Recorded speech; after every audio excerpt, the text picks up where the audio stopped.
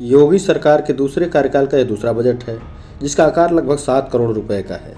अगले साल होने वाले लोकसभा चुनाव के दृष्टिगत बजट के जरिए युवाओं, महिलाओं, किसानों और कामगारों को साधने की कोशिश होगी।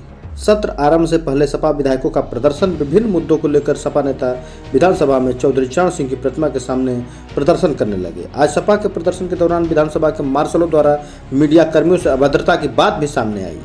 इधर अखिलेश यादव ने सत्र शुरू होने से पहले योगी सरकार पर हमला करते हुए संकेत दे दिए कि सत्र के दौरान सरकार को घेरने की पूरी तैयारी में आए हैं। सुनिए श्री अखिलेश यादव। इसलिए जरूरी था, अगर आप ये गवर्नर स्पीच पढ़ेंगे जो सरकार ने लिख करके दे दिया, सरकार का ये डॉक्यूमेंट है और डॉक्यूमेंट में सच्चाई नहीं है। जिस डॉक्यूमेंट में सच्चाई ना हो उसका विरोध करना ज़रूरी है। क्या किसान की आय दोगुनी हो गई? जो बेरोजगारी चरम सीमा पर है, क्या उसके समाधान है? न्याय की उम्मीद नहीं कर सकते हैं आप?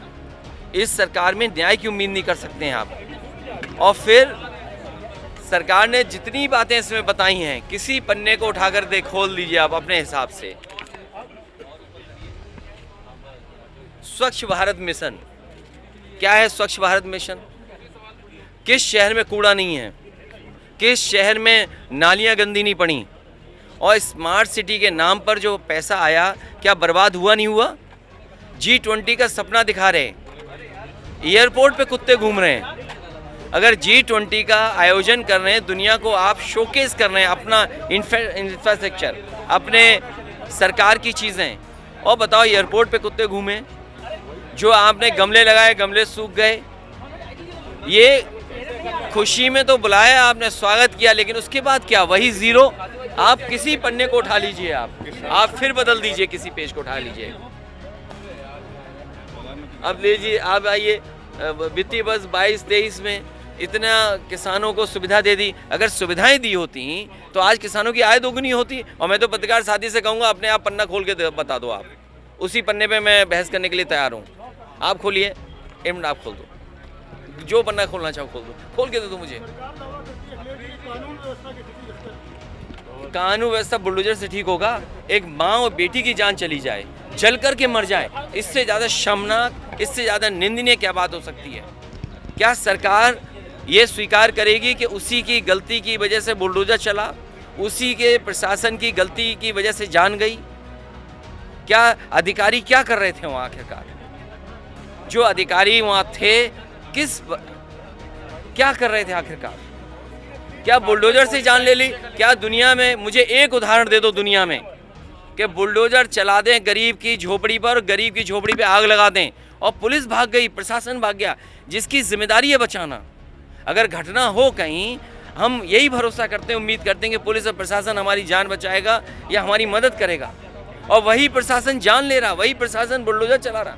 सरकार कह रही है कि सदन में चर्चा कर सकते हैं, हंगामा समाजवादी पार्टी के। अरे चर्चा, हंगामा क्यों कर रहे हैं? चर्चा करिए। क्या सदन में बुलडोजर आएगा क्या? आप बताइए, आप नहीं पीटे गए क्या? अभी आज सदन में जब विधायक, ये कोई परंपरा पहली नहीं है।